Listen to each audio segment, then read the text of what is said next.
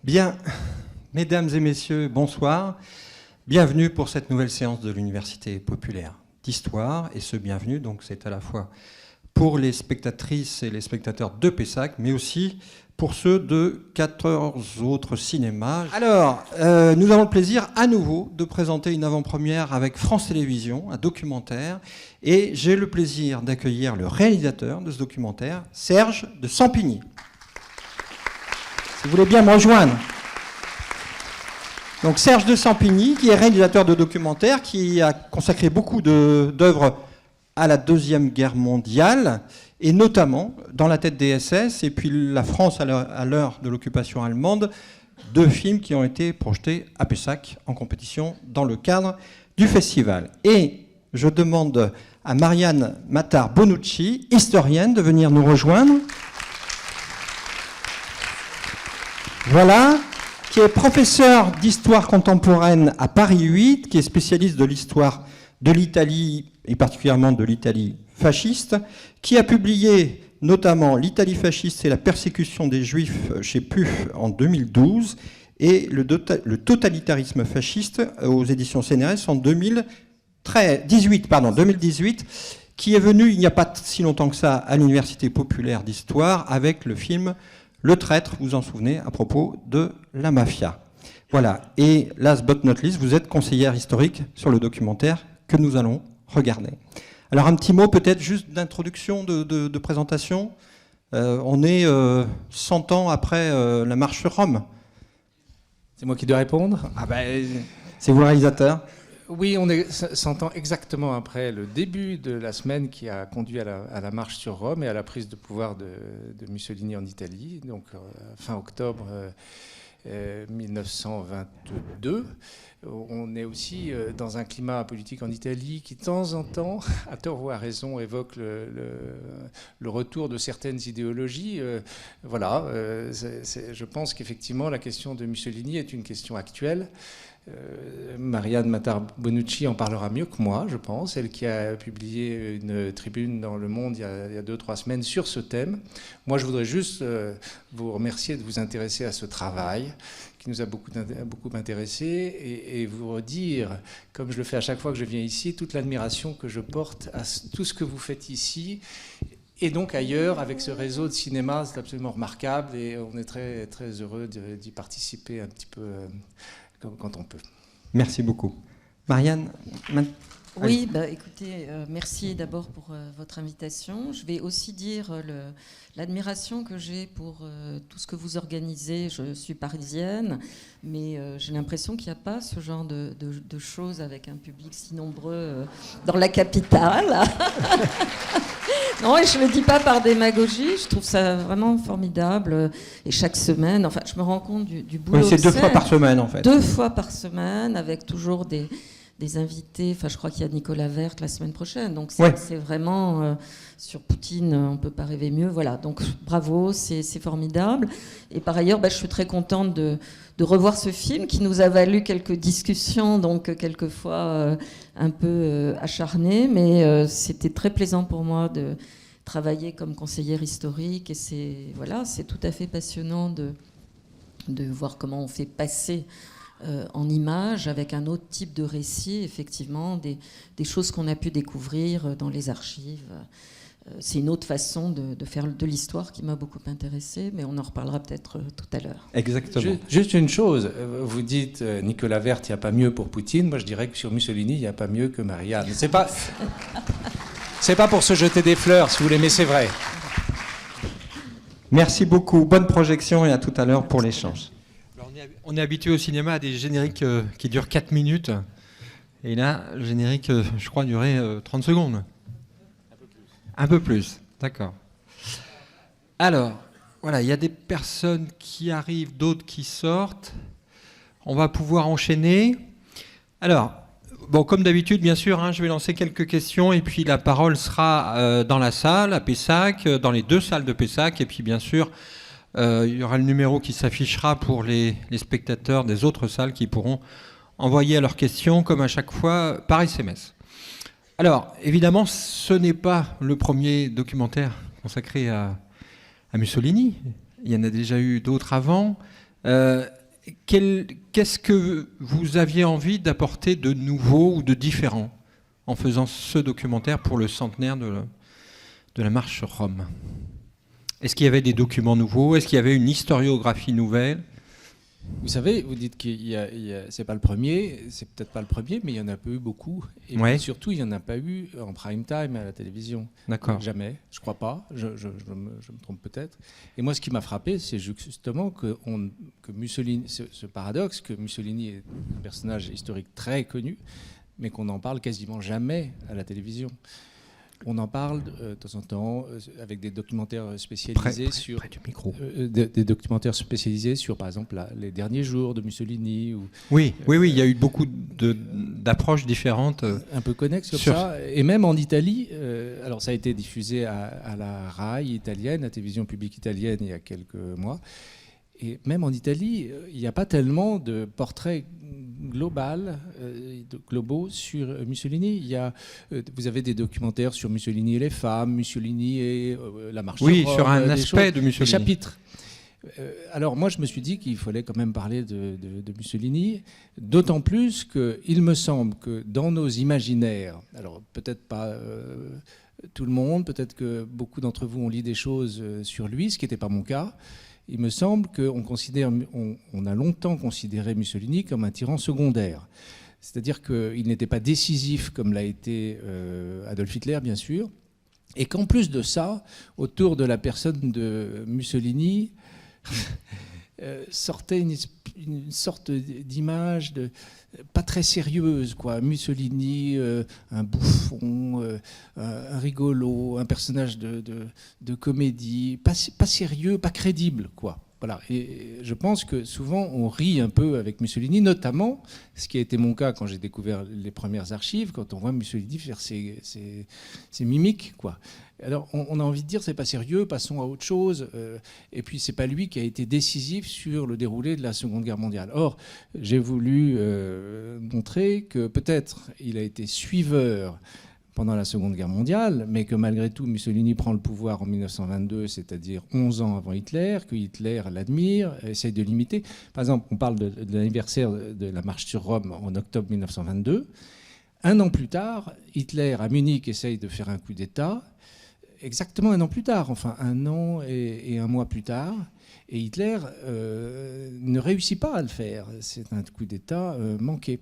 Donc, sans pour autant surestimer du coup, à l'opposé, la figure de Mussolini, j'ai eu envie de réévaluer un peu son importance dans l'histoire des totalitarismes au XXe siècle.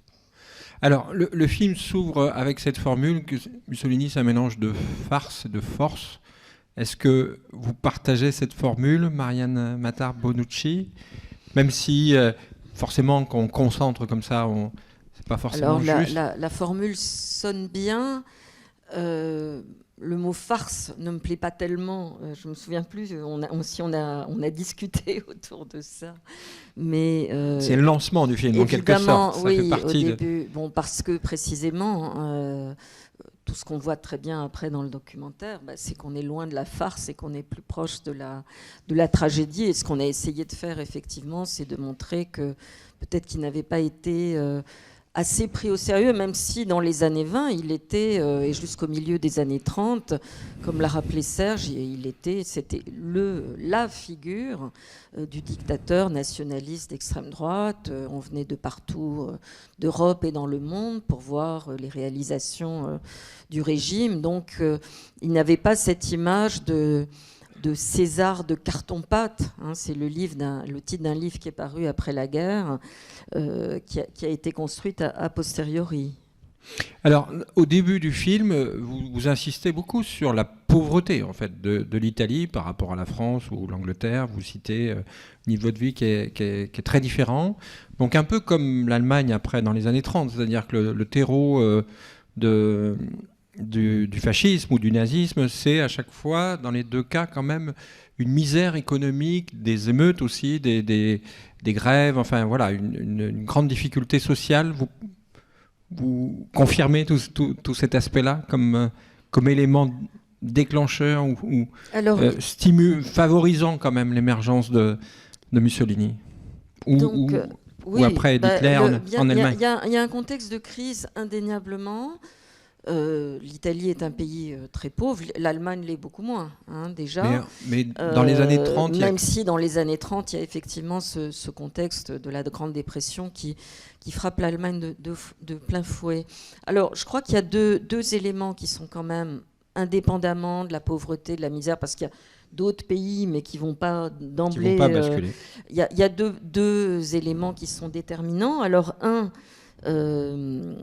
qui est très bien montré dans le documentaire, l'autre sur lequel finalement on n'a peut-être pas assez insisté, celui qu'on comprend bien, c'est l'anticommunisme, c'est la peur des rouges, la peur du bolchevisme qui est liée à la révolution bolchevique, qui est liée au fait qu'il y a un mouvement social de très grande ampleur dans l'Italie d'après-guerre, mais comme presque partout en Europe, ce qu'on voit bien dans le film avec des grèves, des occupations de terre, etc.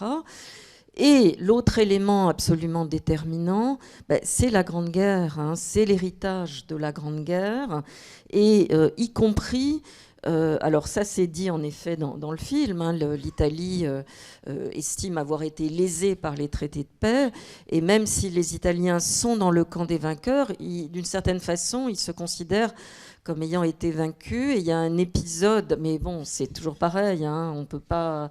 Déjà, pas tout mettre dans un film d'1h40. Voilà, le film est déjà très riche, je trouve. Je me disais d'ailleurs que il va falloir qu'on le projette à mes étudiants à Paris 8, parce que c'est une belle leçon d'histoire qui prend en compte tous les aspects. Mais il y a un épisode, je crois qu'on n'en parle pas, c'est Fiume, voilà, et ça manque quand même.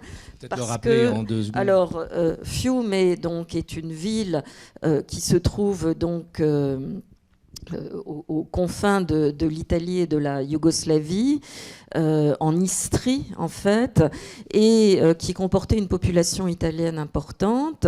Les Italiens voulaient que les traités leur accordent la ville de Fiume, ce qui n'a pas été le cas. Donc, et du coup, Gabriele D'Annunzio, qui est un poète nationaliste, a marché avec ce qu'il appelait ses légionnaires pour s'emparer de la ville de Fiume. Ce qu'il a fait, il a proclamé là une espèce de petite république de micro-État. Donc, et pendant quelques mois, Fiume va devenir une espèce de laboratoire politique vers lequel convergeront des nationalistes, des syndicalistes révolutionnaires, etc. Et ça a joué la guerre d'abord. En particulier les troupes de choc italiennes que l'on appelait les Arditi, et ensuite l'expérience de Fiume vont jouer un rôle important dans la définition de cette culture politique du fascisme. Et tous les rituels qu'on voit, par exemple le salut avec le poignard, la tête de mort, etc., tout ça c'est un héritage en effet de la guerre donc, et de Fiume. Mais effectivement, déjà beaucoup de choses sont dites, et donc ça explique pourquoi on est passé sans doute un peu vite là-dessus. Oui, non, mais je confesse qu'il aurait fallu en parler, et peut-être d'autres choses encore. Et à un moment, j'ai fait des choix, j'avais l'impression d'aller trop dans les détails. Mais c'est vrai, je le reconnais. Juste pour répondre à ce que vous dites. Ça, ce sont les faits. Moi, j'ai été marqué par... j'ai senti des choses en Italie lors de mes tournages là-bas. C'est un espèce de complexe... Alors, il faut se méfier des psychologies collectives, etc. On peut raconter n'importe quoi là-dessus. Mais j'ai quand même senti, je vous le dis, quelque chose, c'est un espèce de complexe italien. Vous parliez de la misère, le fascisme sur le terreau de la misère. Je pense que ce n'est pas du tout la même misère, la misère allemande et la misère italienne, comme le disait Marianne. La misère allemande... c'est d'avoir perdu la guerre, quoi. Alors évidemment, il y a les crises économiques. L'Italie ne l'a pas vraiment quand même perdue. Elle était avec les Français et les Italiens. Et du coup, je crois que la douleur, la souffrance italienne, je peux me tromper, mais j'ai ressenti ça. c'est cette idée que l'Italie a été le centre du monde à plusieurs reprises. La Renaissance, d'ailleurs Mussolini en parle. Alors il instrumentalise ça, hein, bien sûr. Mais je crois que ça parle au cœur des Italiens. L'Empire romain, la Renaissance, etc. Enfin, c'est une terre extraordinaire, c'est la capitale des arts.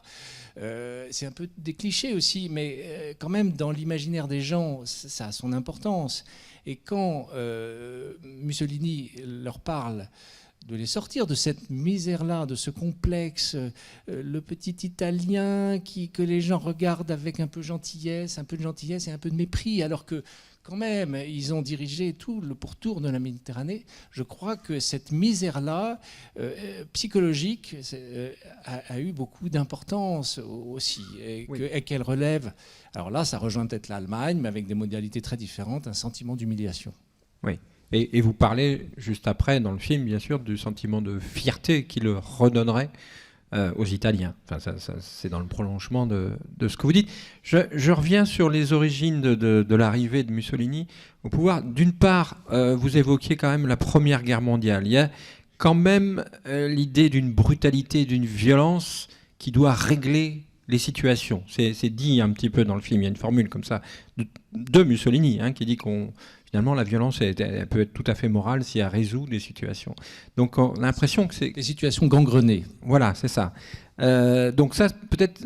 Est-ce que vraiment, il y a cette continuité entre dans les gens qui suivent Mussolini, des gens qui étaient soldats, tout simplement, et qui continuent à combattre, en fait?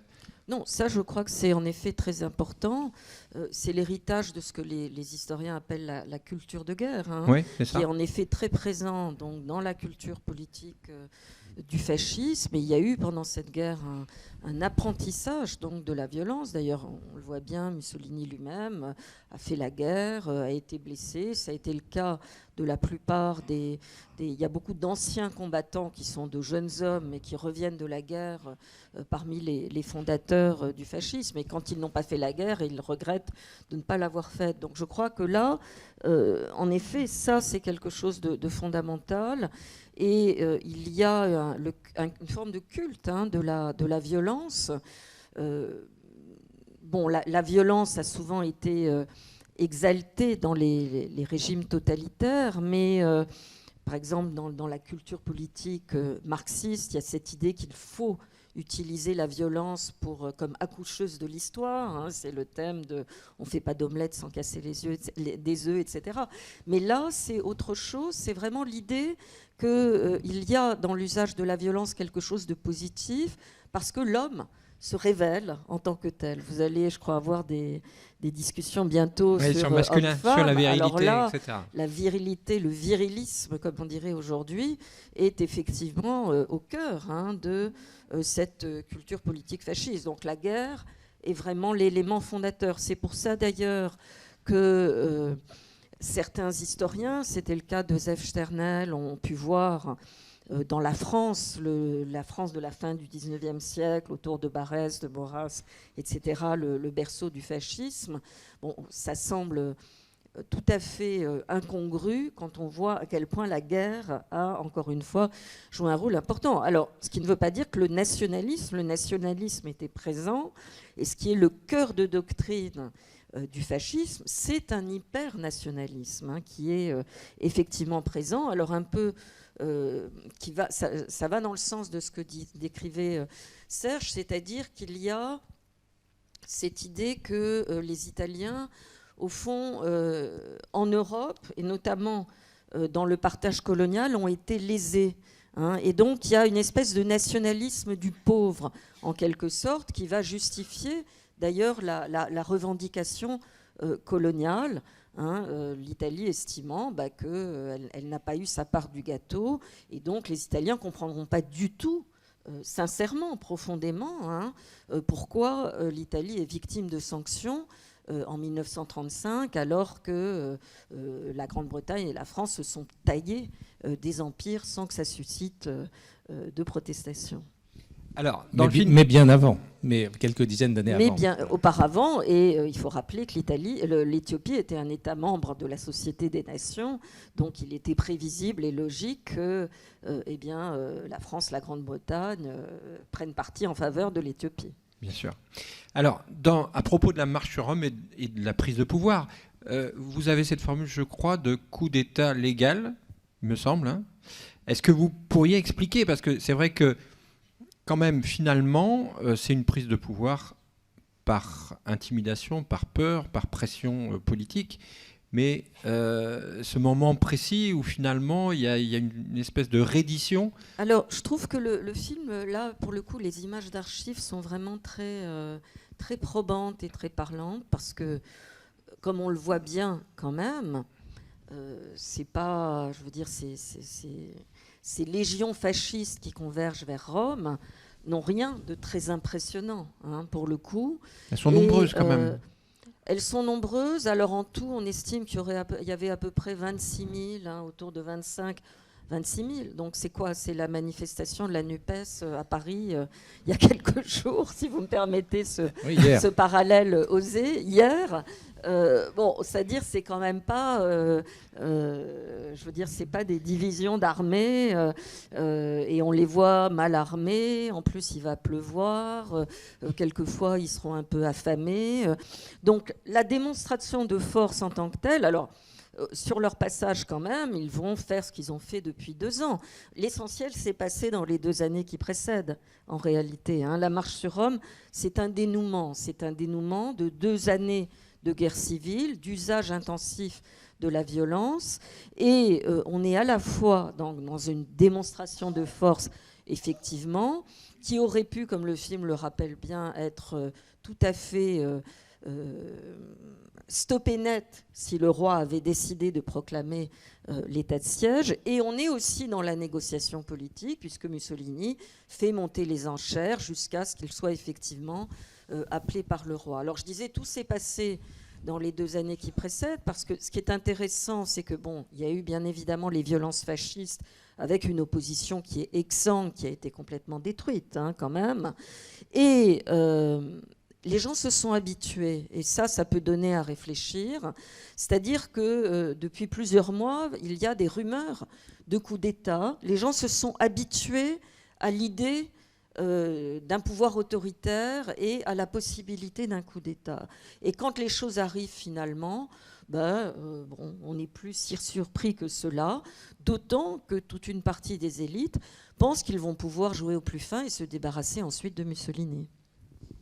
Oui, il y a quelque chose qui m'a vraiment frappé, c'est que dans notre image de l'Italie, on a celle de la patrie des arts, de la douceur italienne, de la bonne humeur, les pins de Rome, les gondoles de Venise, enfin tous ces clichés qui sont tout à fait existants. C'est vrai que les Italiens sont très sympathiques et nous, les Français, je crois qu'on adore tous aller en Italie quand on peut. Mais il faut bien se rendre compte qu'il y a 100 ans, et même 101 ans, 102 ans, 103 ans, à partir de 1920, quelque chose comme ça, c'est Marianne elle-même qui dit qu'il y a une guerre civile et dont la violence est inimaginable. Moi, j'ai été éberlué de lire dans la biographie de Pierre Milza, par exemple, sur Mussolini, que je conseille, qui est vraiment formidable. L'intensité de cette violence, c'est des coups de bâton, mais le sang gicle de partout avec les fascistes. Les fascistes, c'est la violence, en fait, c'est ça. Et on s'en rend pas compte. Et donc, le terrain, comme disait Marianne, est préparé par des mois de violence. Il est dit à un moment... Alors, on n'a pas d'image de ça. On a des fascistes qui brûlent, qui vont dans leur grande affaire, c'est d'aller détruire les permanences des partis de gauche, comment dit-on, les maisons du peuple, les maisons du peuple, les permanences syndicales, etc. On a très peu d'images de ça. Ça n'a pas été filmé. Évidemment, des violences comme ça, on ne pense pas à filmer. On pense soit... les fascistes pensent à casser, puis les victimes pensent à se cacher. Bon, il n'y a pas de film de ça. C'est difficile de mettre ça en image. Mais c'est invraisemblable. C'était invraisemblable pour moi de découvrir que ça ait pu se passer en Italie. Et je crois effectivement que lors de la marche sur Rome, comme vous le disiez, comme Marianne le disait. Les Italiens ont ça en mémoire, quoi. Et il y a l'idée aussi qu'en donnant le pouvoir, je crois avoir compris ça, à Mussolini, on va empêcher le chaos. On va empêcher que ça... C'est l'ordre. C'est-à-dire que Mussolini, on a recours à celui-là même qui a déchaîné la terreur dans l'idée de la stopper un peu. Marianne me corrigera si c'est pas vrai. Oui, et puis il y a la peur du communisme. Alors ce qui est assez étonnant, les fascistes diront après coup qu'ils ont au fond pris le pouvoir pour empêcher la révolution communiste. Mais quand ils s'emparent du pouvoir, il y a l'opposition, encore une fois, est complètement à terre. Et surtout, il y a eu effectivement un mouvement social très important en 1919-1920, qu'on appelle le Biennio Rosso, alors que 1921-22, on parlera du Biennio Nero.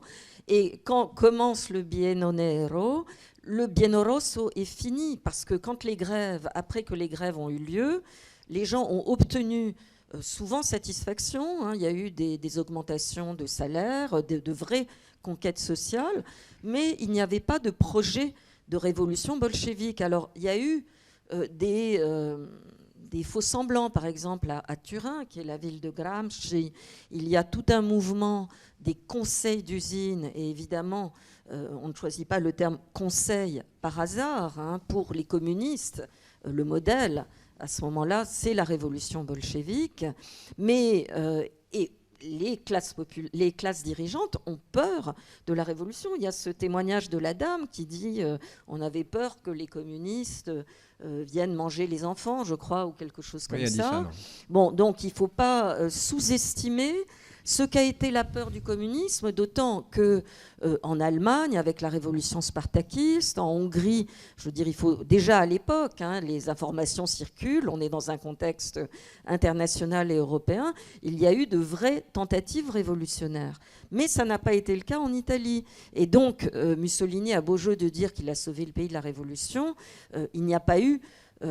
certains antifascistes parleront de contre-révolution préventive, parce qu'en fait, il n'y a pas eu de tentative véritablement révolutionnaire. Mais une peur du communisme qui est profondément ancrée et qui est un vrai ressort pour ce que les classes dirigeantes apportent leur soutien, effectivement, aux fascistes. Alors, il me semble, il me semble aussi que Mussolini vient de la gauche, il est censé être le porte-parole de ceux qui n'ont pas grand-chose. Oui. Et vous dites qu'il parle bien au peuple à un moment donné. Et qui veulent réussir socialement aussi, qui veulent gagner plus d'argent. Or, cette gauche, tout le peuple italien a fait la guerre. Il est mort. Il y a eu énormément. Je ne me rappelle plus du bilan, c'est des dizaines de milliers de morts. Autour de 700 000. 700 000, voilà. C'est absolument colossal. Et cette génération qui a fait la guerre considère, je crois, que maintenant, le pouvoir, ils doivent y participer. Le pouvoir, c'est à nous. Et ça va, on peut que les élites italiennes qui ont modéré, et qui ont assez bien, souvent, dit-on, géré le pays malgré tout, et qui l'ont fait progresser, mais pas assez vite à leurs yeux. Maintenant, les fascistes disent, maintenant c'est à nous, ça y est, donnez-nous le pouvoir, et c'est nous qui gouvernons parce qu'on a payé le prix.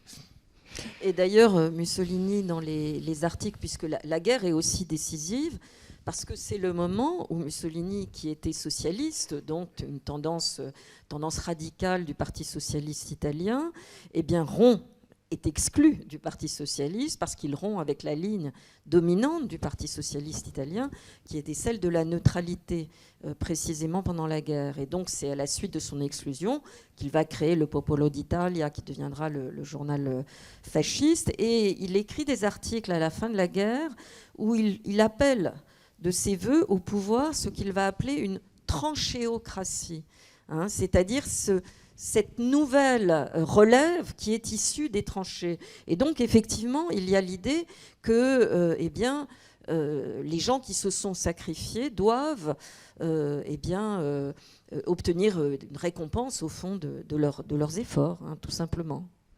Alors, pendant le film, vous avez interviewé des anciens ou actuels militants fascistes ou des enfants d'industriels ou pas fascistes. Alors, est-ce que vous pouvez nous expliquer un petit peu comment vous y êtes pris, pourquoi vous avez ce qu'on ne voit pas forcément si souvent que ça. Enfin, vous aviez fait le film Dans la tête des SS avant, donc c'est un autre sujet, mais quand même, il y a l'idée d'essayer de comprendre les personnes qui se sont engagées pour Mussolini. Comment ça s'est passé? Comment vous êtes entré en contact avec eux? Qu'est-ce que vous pensiez pouvoir recueillir comme données, puis à l'arrivée ce que vous avez?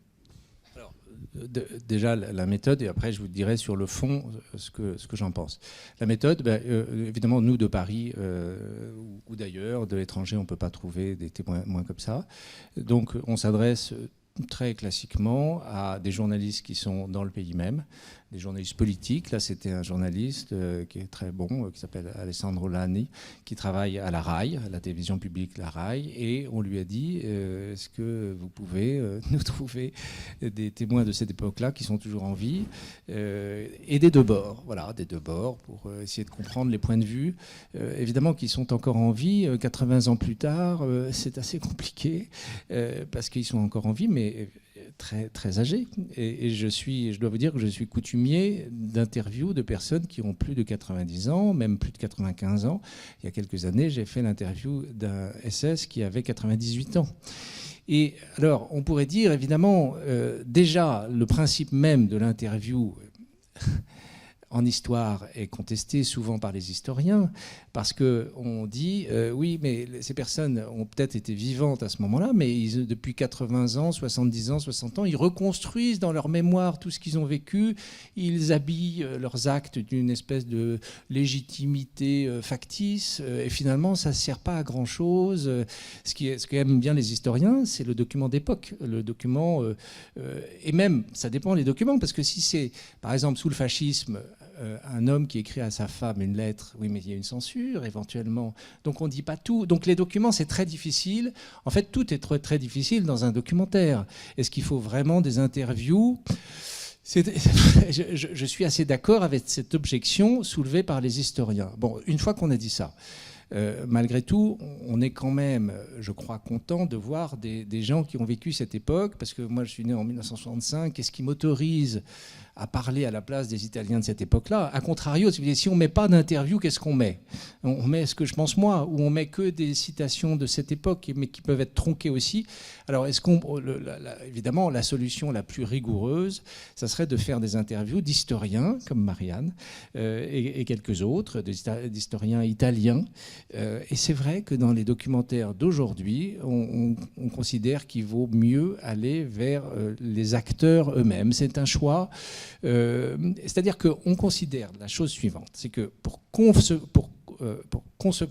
fabriquer, pour construire un documentaire, il faut l'apport des historiens est absolument nécessaire. On ne peut pas partir sur des... Je pourrais d'ailleurs, si ça vous intéresse, vous parler des échanges qu'on a eus avec Marianne. Oui, c'était la question d'après. Oui, c'est la question d'après. Bon.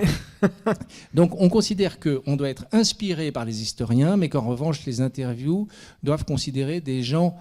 entre guillemets, c'est horrible de dire ça, mais des gens réels, c'est-à-dire des gens qui ont vécu la réalité de cette histoire-là. Des témoins, mais évidemment, on sait que les gens déforment la réalité. Alors, que je vous prie quand même de considérer que les questions, c'est pas qu'est-ce que c'était le fascisme.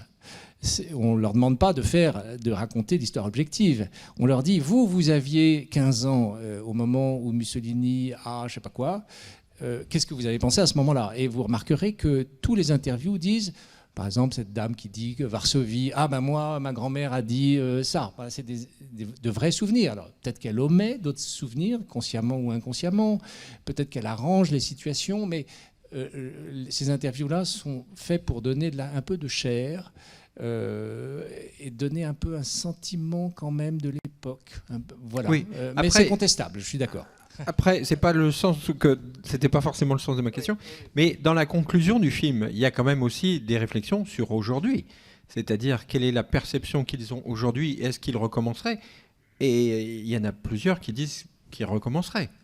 Moi, j'ai pas du tout, alors pour le coup, été gênée par ça. D'ailleurs, je crois que nos discussions n'ont pas. J'ai trouvé extraordinaire les témoins, au contraire, et je trouve ça très bien d'avoir trouvé des fascistes et des antifascistes. Je vous précise que je n'ai rien à voir avec le Bonucci que vous avez vu à l'écran, qui est le plus dur des fascistes et qui a aucun lien de parenté en l'occurrence.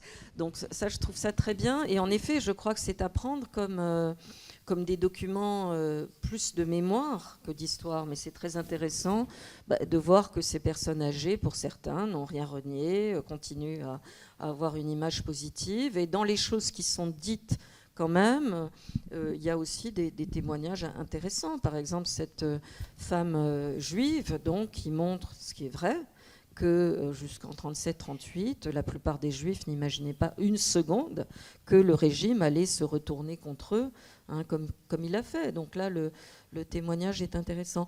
Moi, ce qui m'a peut-être plus interpellée, c'est le... Mais bon, je crois qu'on en avait parlé un petit peu, c'est... Mais en fait, là, ça m'a moins gêné sur grand écran. Ça m'avait gêné quand j'avais vu le documentaire. C'est les images contemporaines. C'est le mélange d'images contemporaines, c'est-à-dire Rome aujourd'hui, etc. Peut-être pour passer des respirations. J'imagine que c'est un peu ça. C'est plus que ça, je crois. Oui, oui. Alors peut-être pour montrer l'héritage, ou probablement. Mais du coup... parce que nous, on est un peu des obsédés de la chronologie, effectivement. Donc là, ça a pu parfois me gêner un petit peu. Mais les témoignages, en revanche, je trouve qu'il y a une vraie plus-value des témoignages, indéniablement. Alors, pour répondre pourquoi on met des plans contemporains, c'est pas simplement pour faire respirer, je crois. C'est aussi pour dire que, de manière un peu inconsciente, un peu subliminale, et ça rejoint les phrases de fin. Et on ne savait pas, quand on a terminé ce documentaire il y a 1 an, que Giorgia Meloni, même si ce n'est pas une fasciste, bien sûr, c'est très différent, tout en ayant des parcelles, on ne savait pas qu'elle arriverait au pouvoir. Donc moi, ce que j'ai bien senti en Italie, si vous voulez, c'est des choses qu'on peut sentir aussi peut-être un peu en Espagne. C'est que le fascisme... Une partie de la population fait un petit peu un droit d'inventaire, comme on a pu dire pour d'autres sujets. C'est-à-dire beaucoup d'Italiens qui disent « Bon, Mussolini, oui, bien sûr, ça va pas ». Par exemple, les fascistes disent tous que les lois raciales, les lois antisémites de 1938, ils sont tous contre. Peut-être qu'ils n'auraient pas été contre à l'époque, mais là, il y a un consensus, je ne crois pas me tromper, même Meloni a dit que c'était des lois scélérates il n'y a pas longtemps. Donc il y a un consensus en Italie pour dire que les lois antisémites de Mussolini, c'est une horreur. Mais pour le reste... Il y a beaucoup d'Italiens qui font le tri. Ah oui, vous ne pouvez pas savoir, par exemple, le nombre d'Italiens qui m'ont dit « Ah oui, mais les marais pontins, donc l'assèchement des marais pontins au sud de Rome, ah ça c'est quand même très très bien. » Alors que ça avait été plus ou moins commencé, ce n'est pas Mussolini qui est seul qui l'a fait, même s'il l'a fait. Et c'est vrai que ça marche bien. Mais c'est retenu à son actif comme quelque chose de très important, vous voyez. Il y a la question de la fierté, il y a la question des mesures sociales. On en parlait avec Marianne il y a quelques mois. Les Italiens ont tous l'impression que le régime fasciste a été un régime social. Et là-dessus, pour répondre à sa place, Marianne dit il y a eu des mesures sociales, mais dans toute l'Europe, il y avait des mesures sociales. À l'époque, il y en avait en Allemagne, il y avait des mesures sociales qui ont beaucoup marqué les gens. Il y en avait évidemment en France. On pense tout de suite au Front populaire.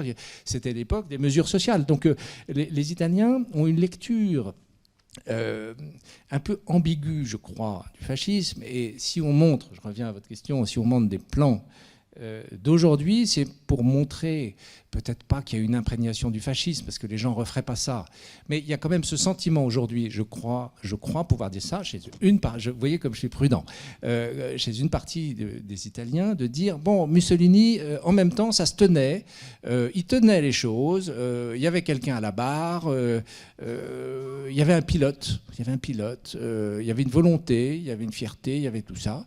Et du coup, je crois que, enfin, dans mon esprit, je ne sais pas si ça fonctionne en documentaire, c'est un peu l'idée, pardon l'emploi de ce mot exagéré, mais l'idée un peu philosophique de ces plans d'aujourd'hui. Voilà.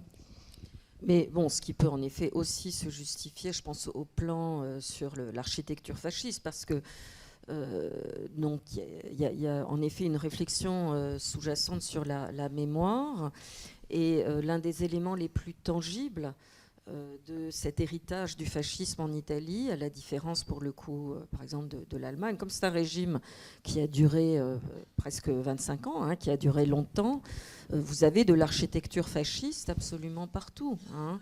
Dans les moindres petites villes, il y a au moins un bâtiment qui était la Casa del Fascio ou une municipalité. Donc, et ça, parce que c'est une architecture en plus qui est pas...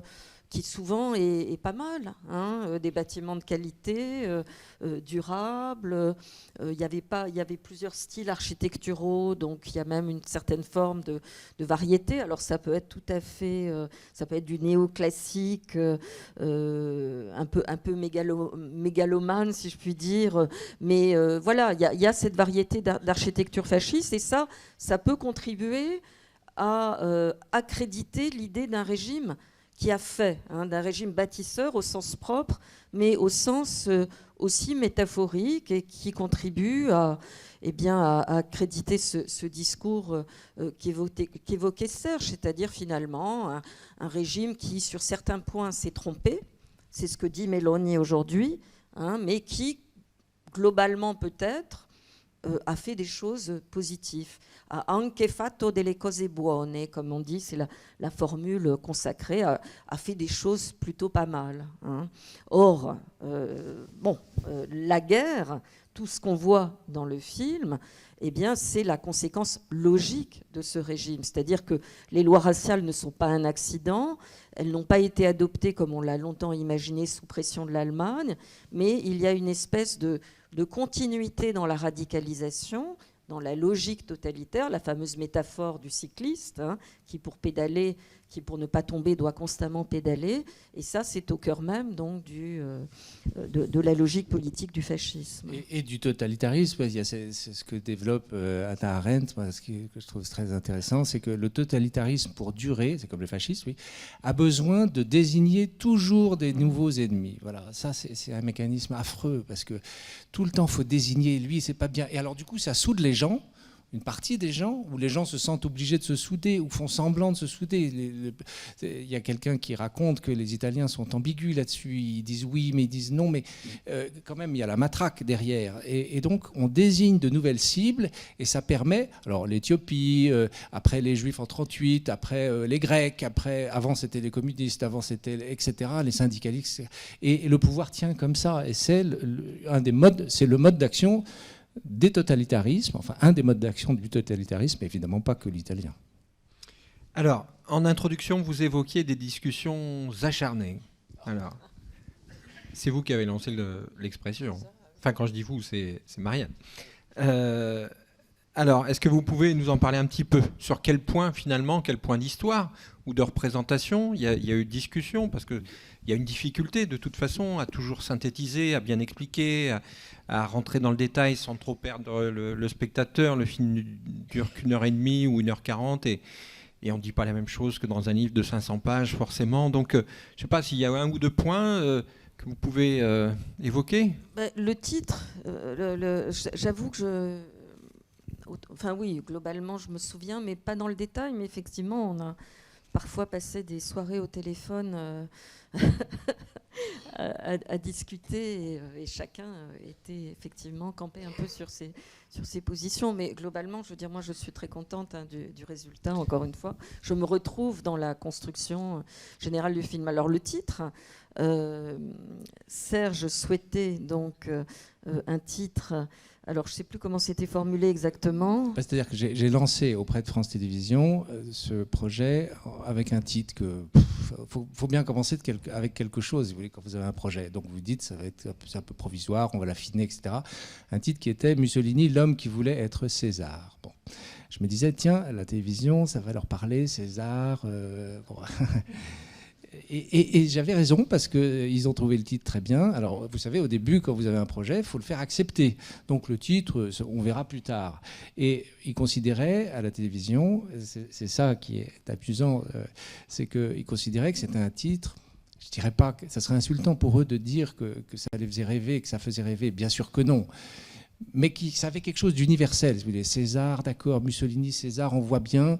Et pour eux, l'acception de ce titre, c'était la signification de ce titre, c'était de dire, tiens, on va être dans une réflexion sur la psychologie de Mussolini, cet homme qui veut être César. Donc il trouvait ça très bien. Et puis, alors évidemment, on a beaucoup parlé de ça avec, et puis il maintenait ça, hein, ils se braquaient un peu, notamment quand Marianne a dit, mais non, on est dans le pittoresque, ça n'a pas de sens, le fascisme. Alors le grand argument, Marianne, tu me dis si je traduis bien ce que tu disais, mais je crois que c'est ça.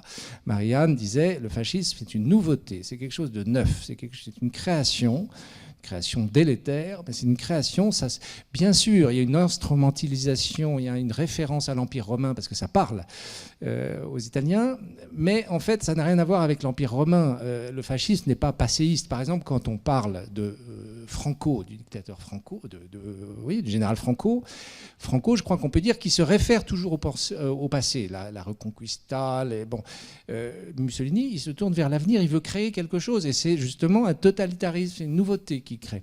Et du coup, pour Marianne, ce titre n'avait pas de sens, il était un peu... il n'avait pas de sens, quoi. Alors, alors comme c'était Marianne la chef, en tout cas sur le fond, on a imposé ce titre à France Télévisions, qui a dit, si Marianne Matar-Bonucci veut que ce soit ce titre, on accepte, d'accord, on se range. Mais ils l'ont beaucoup regretté. Et l'ironie de l'histoire... Et alors, oui, il y a plusieurs ironies de l'histoire. Vous êtes très forte, alors. Hein. Non, mais on lui demande de venir pour dire l'histoire, on ne va pas, du coup, ne pas la suivre quand elle dit un point d'histoire très important. Bon, donc c'est ce qui s'est fait. Il y a eu deux choses amusantes. C'est que la RAI, au mois de juillet, a diffusé ce portrait. Alors, c'est curieux, parce que c'est nous, les Français, qui racontons sur Rai 3, une grande chaîne, Mussolini aux Italiens. Moi, je n'ai pas compris pourquoi ils acceptaient ça, mais enfin, c'est leur problème. Et du coup, ils ont gardé, alors qu'on avait dit, le titre, c'est Mussolini, le premier fasciste, parce que le premier fasciste, voilà, ils ont repris, ils n'ont pas voulu me parler à ce moment-là, ils ont fait semblant de ne pas comprendre, etc. Et ils ont repris le premier titre, Mussolini, l'homme qui voulait être César. Et j'ai eu des réactions en Italie exaspérées de ça, de gens évidemment qui sont plus dupes du fascisme, qui ont dit ça y est, la RAI recommence à être dans cette espèce de vision un peu merdique, pardonnez-moi vision un peu ambiguë, vous voyez, où on ne qualifie pas les choses, on ne dit pas la réalité des choses, on est toujours encore sur du psychologico, je sais pas quoi, flou. Et Marianne n'était pas contente quand les Italiens ont adopté ce titre. Mais alors, j'étais pour rien. La deuxième chose, la deuxième idée un peu amusante, c'est qu'il y a quelques jours, j'ai reparlé à France Télévisions. Et France Télévisions ne considère pas que Giorgia Meloni, c'est l'héritière de Mussolini. C'est bien plus compliqué que ça. Je pense que ça serait très intéressant que Marianne en dise un mot là-dessus. Mais ils nous ont dit, finalement, ce titre, le premier fasciste, ça tombe très bien. Parce que quand on se demande qui sont les derniers fascistes, on va faire un retour sur le premier. Alors du coup, maintenant, tout le monde est d'accord. Voilà. Alors, je vais passer la parole à la salle et aux autres salles. Hein. Si on peut afficher le numéro de téléphone pour les autres salles, ça va venir. Voilà. Alors, est-ce qu'il y a déjà... Oui, il y a une question. Oui. Voilà, il y en a une là et au premier rang aussi tout à l'heure. Qu'est-ce que vous pouvez nous dire sur les futuristes italiens ?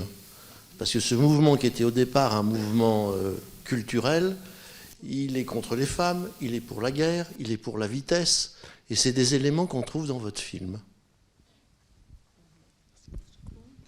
Oui, je crois que alors c'est pareil, hein, le film est peut-être allé un peu vite sur les origines intellectuelles et culturelles du fascisme, mais c'est une composante très importante, en effet, du fascisme au départ, hein, de même qu'il y a le futurisme est un mouvement qui exalte la guerre, qui exalte la force, qui exalte la radicalité. Il y a cette idée qu'il faut détruire l'Italie des musées, qu'il faut détruire les antiquités, qui exalte la vitesse, qui exalte l'automobile. Donc tout cela, il y a des éléments du futurisme qui vont passer au fascisme, et Marinetti lui-même va soutenir.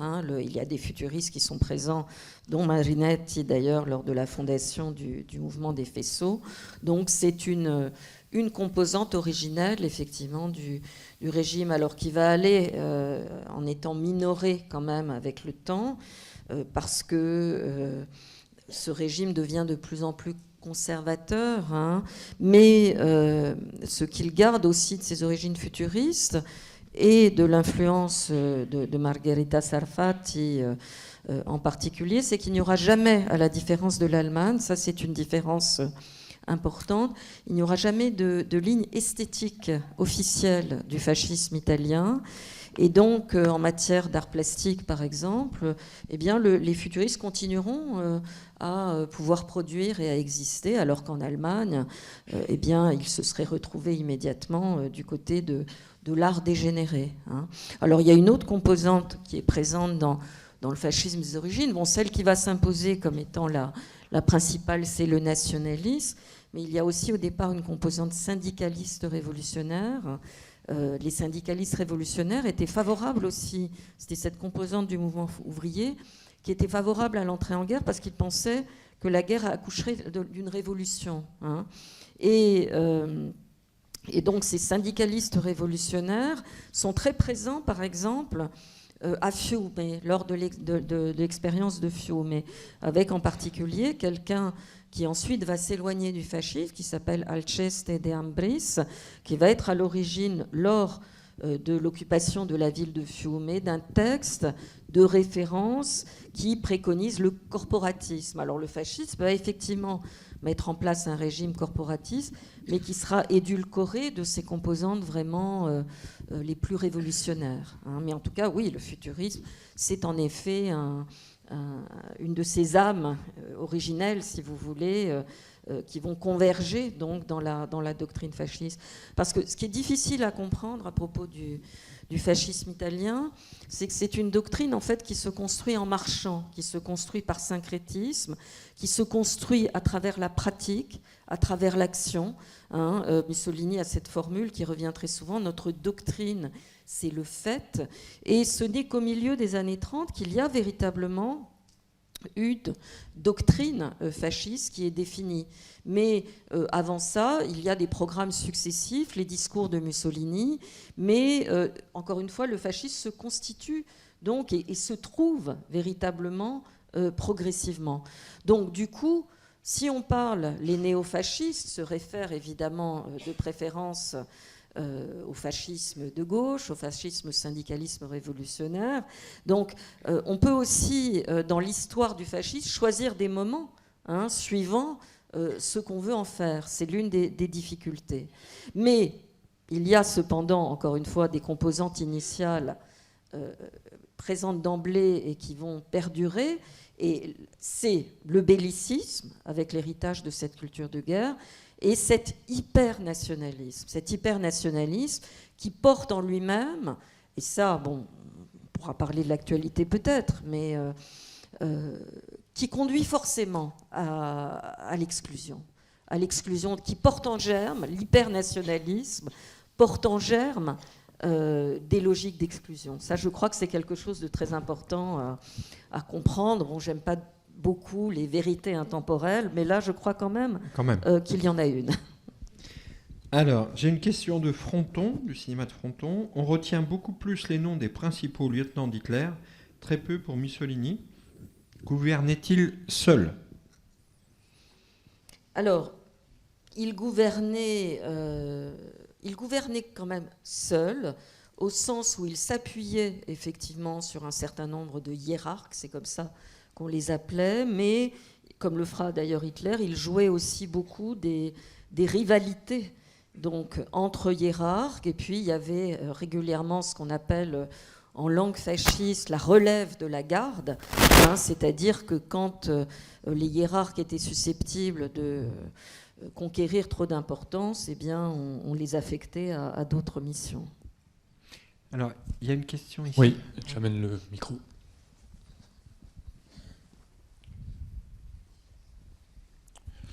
Oui, d'abord, félicitations pour ce documentaire qui est extrêmement synthétique et moi que j'ai trouvé remarquable.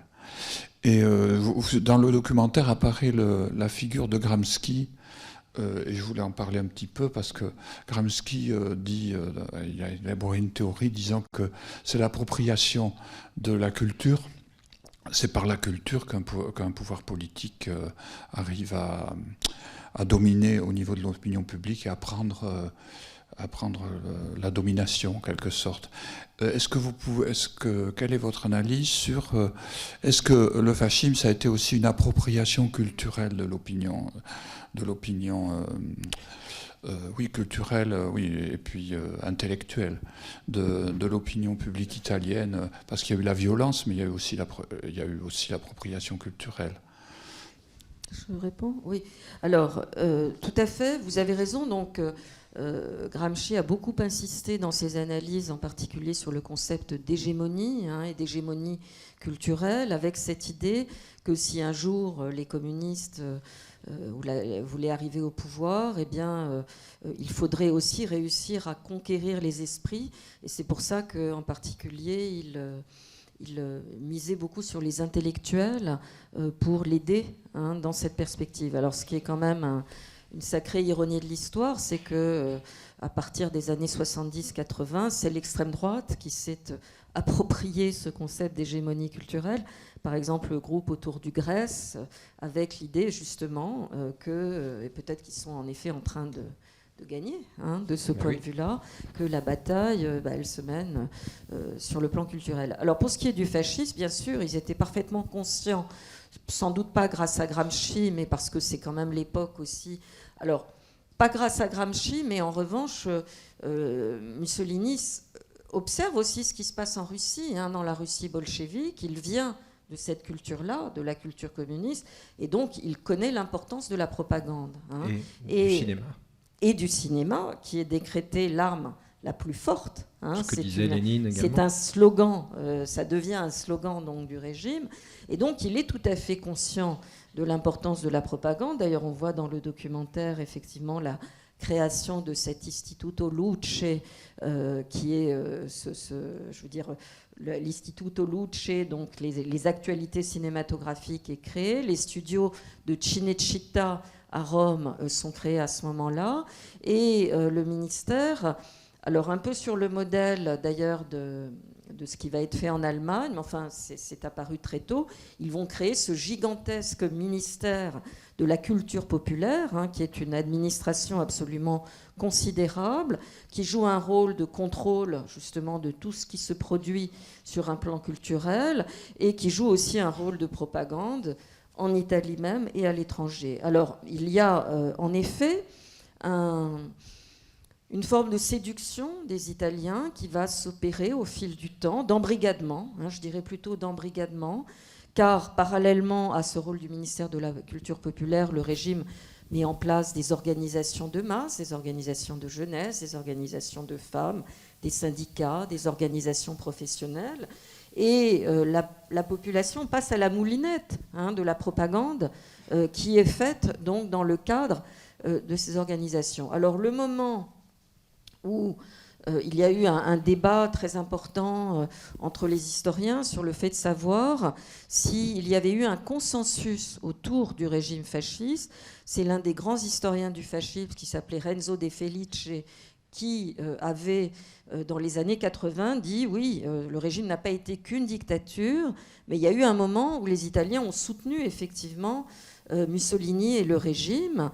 Et De Felice estimait que si consensus il y avait eu, c'était probablement au moment de la guerre d'Éthiopie. Parce que la guerre d'Éthiopie, effectivement, a été très populaire, parce que ce thème, encore une fois, de l'Italie, qui avait été mal loti dans le partage colonial, était un thème très présent au sein de l'opinion. Et les sanctions, il n'y a pas mieux que des sanctions étrangères ou des attaques qui viennent de l'étranger pour ressouder un peuple, en l'occurrence. Et donc les sanctions ont aussi été très mal vécues. Et Mussolini, ça on le voit bien dans le film avec la Giornata della Fede, où les Italiens sont invités à venir donner leur or et les femmes leur alliance. Fede, oui, c'est extraordinaire. Fede en italien, ça veut dire à la fois alliance et ça veut dire foi. Donc c'était bien trouvé. Pour justement, et alors là, par exemple, quelqu'un comme Croce, qui est un sénateur à vie libéral, opposant, qu'on n'a pas mis en prison, parce que c'est probablement des philosophes italiens de l'époque le plus connu internationalement. Donc Croce va donner, je ne sais plus quoi, sa médaille, je crois.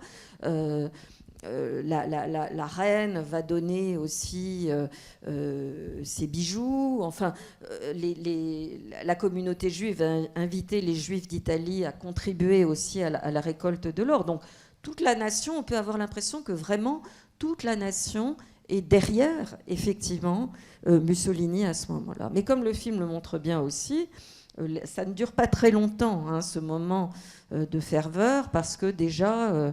avec la guerre d'Espagne et le combat fratricide qui va opposer des Italiens à des Italiens, des Italiens dans les brigades internationales et des Italiens dans les troupes fascistes, eh bien l'opinion commence déjà à évoluer.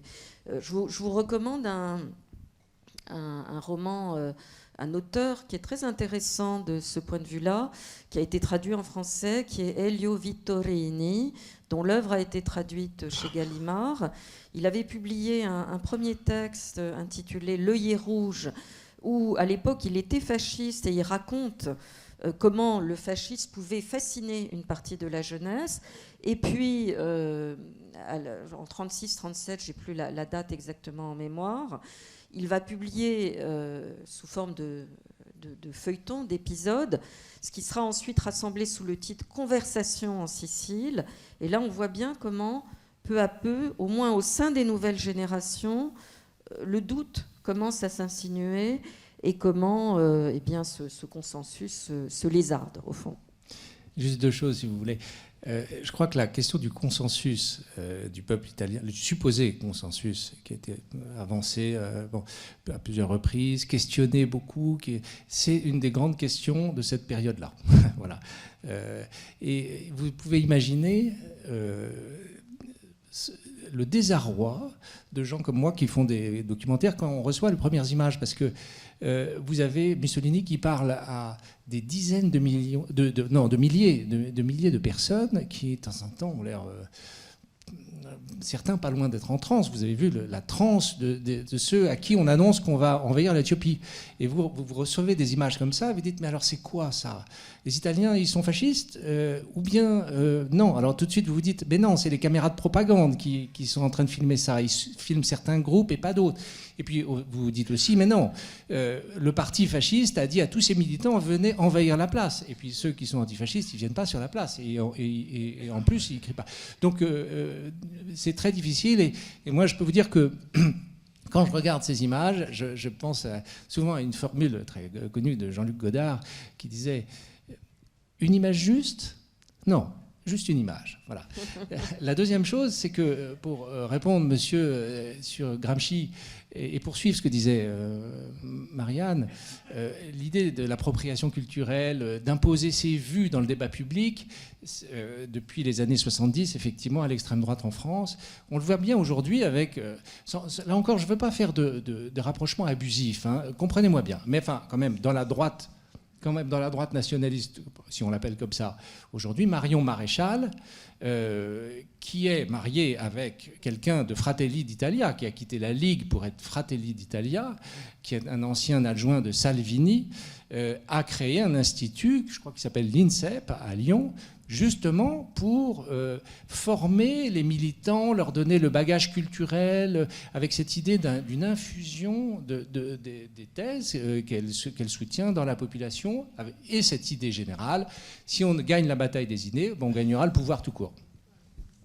Alors, j'ai beaucoup de questions, l'heure file, je crois que c'est important que vous réagissiez, évidemment, Marianne Matar-Bonucci, à l'actualité, et à l'écho, à la filiation. Vous parliez de fantômes encombrants à la fin de votre film, je crois que c'est l'expression, vous avez utilisé, voilà, Giorgia Meloni, qui quand même, je crois, a déclaré dans sa jeunesse, quand elle était plus jeune, être une admiratrice de Benito Mussolini. Alors, Giorgia Meloni, donc effectivement, on me sollicite souvent en ce moment Bah oui, pour parler l'actualité, de Giorgia vraiment. Meloni. Vient du néofascisme, soyons précis, c'est-à-dire qu'elle est entrée en politique dans le mouvement de jeunesse du mouvement social italien, qui a été créé en 1946 par d'anciens fascistes, qui souvent avaient même joué un rôle, notamment dans la République sociale italienne, et qui avait pour projet de faire revivre le fascisme. Ce parti, peu à peu, s'est intégré dans la vie politique italienne, avec à sa tête Giorgio Almirante, qui lui-même avait joué un rôle à l'époque du fascisme. Alors, ce parti avait une stratégie qui était double, qui consistait d'un côté à entretenir la mémoire du fascisme. Or, on ne l'a pas dit parce que ça semble aller de soi, mais le fascisme n'est pas seulement l'ennemi du communisme, il est l'ennemi des Lumières, il est l'ennemi de la démocratie. Il ne faut pas oublier ça, c'est fondamental. Les fascistes se présentent comme des anti-Lumières. Le concept d'égalité pour les fascistes est une aberration. Ils sont pour la hiérarchie. Donc on est vraiment là complètement à l'opposé. Alors, bien obligés donc de compter avec la démocratie, les néofascistes ont développé cette stratégie donc dite du double binario, de la double voie, c'est-à-dire d'un côté, encore une fois, on s'intègre, mais de l'autre, quand même, on continue à entretenir la mémoire du fascisme, certaines valeurs, et le vrai fascisme est par nature antidémocratique. Donc il peut y avoir là une contradiction. Alors la contradiction, elle s'est traduite dans la réalité par le fait qu'en effet, le MSI participait aux élections, mais il y avait des passages, des liens entre ce mouvement et des mouvements beaucoup plus radicaux qui sont allés y compris jusqu'à poser des bombes dans le contexte de ce qu'on a appelé les années de plomb, vous savez, les bombes dans les trains, à la gare de Bologne, etc. C'était pour le coup des militants d'extrême droite. Alors, reste que la démocratie italienne s'est consolidée peu à peu, et à partir des années 90, ce tournant démocratique, d'acculturation, on va dire, à la démocratie, s'est accentué sous notamment la férule de Gianfranco Fini, qui a transformé le mouvement social italien en une formation, mais bon, là je me lance dans un cours, donc je vais essayer de faire court, enfin qui en gros est allé plus loin encore que le mouvement social italien, dans une prise de distance vis-à-vis du fascisme, et en particulier en condamnant les lois raciales. Alors, Meloni n'est pas allée tellement plus loin, elle en est restée là où était Gianfranco Fini, elle est même peut-être en deçà par rapport à lui. Comment se situe-t-elle par rapport du fascisme? Alors là, il se trouve que hier, c'était le 16 octobre. Le 16 octobre, c'est l'anniversaire de la rafle du ghetto, qui a été la première grande rafle, le 16 octobre 1943, de juifs en Italie, dans le quartier du ghetto à Rome, vous savez, près de, pour ceux qui connaissent Rome, près de l'île Tibérine. Alors là, ça a été la condamnation générale de tout le monde, avec souvent de manière très ferme. La difficulté, si vous voulez, c'est que maintenant, bon, il est acquis qu'on condamne les lois raciales, qu'on condamne aussi l'entrée des Italiens pendant la Seconde Guerre mondiale, mais sans condamnation globale, sans jamais de condamnation globale. On prend des morceaux de fascisme sur lesquels on jette l'anathème, mais on ne s'attaque pas à ce qui est la cause de tout cela, aux racines, et pour des raisons qui ont été déjà expliquées ici, c'est pas une aberration que les fascistes en soient venus à justement persécuter les juifs. Avant le 16 octobre 1943, il y a eu les lois anti-juives qui ont été adoptées en 1938 par le fascisme, sans pression de l'Allemagne. Bon, tout cela est très bien expliqué dans le documentaire. Donc, ils sont dans cette difficulté, au fond, Meloni et les gens de sa formation politique, qui consiste à dire on n'est plus fasciste. Le fascisme, c'est l'expression qu'elle a employée, est maintenant reléguée à l'histoire, mais en même temps, il n'y a pas encore de discours totalement clair, totalement net, de prise de distance par rapport au fascisme, parce que c'est de là qu'ils viennent, parce qu'il y a encore des gens dans sa formation politique qui sont probablement des nostalgiques. Comme on voit à la fin du film. Comme on voit à la fin du film. Et enfin, parce qu'il y a certaines valeurs, je veux dire, qui sont communes encore aujourd'hui. Le nationalisme. L'hypernationalisme, la xénophobie. Le fond de commerce de tous ces mouvements nationalistes d'extrême droite, c'est la peur des migrants, c'est la peur des migrants, la peur de l'étranger. Bon, ça, c'est quelque chose qui était présent dans les fascismes de manière générale, qui n'est pas spécifique. On pouvait être xénophobe dans les années 30 en France sans être fasciste, mais je dirais que c'est vraiment le fond de commerce commun. Donc, juste pour faire court... je pense que ça n'a pas de sens de dire ce sont des fascistes, point, et pareil pour le Rassemblement national, parce que ça n'aide pas, si vous voulez, à la compréhension. Je pense qu'il faut être dans un diagnostic le plus juste possible. Mais en revanche, ce sont, de mon point de vue en tout cas, là j'enlève ma casquette d'historienne pour prendre celle de citoyenne, ce sont des mouvements qui représentent un réel danger pour la démocratie, parce qu'ils sont porteurs de valeurs qui sont des valeurs qui ne sont pas les miennes, en tout cas, qui ne sont pas forcément les valeurs, une partie des valeurs républicaines. Alors ils vous diront, on est républicain, mais dans la devise de la République, il y a liberté. Alors ils ne veulent pas remettre en question la liberté, mais il y a égalité et fraternité aussi, ne l'oublions pas. Merci beaucoup à tous les deux, Serge de Champigny et Marianne Matar Bonucci.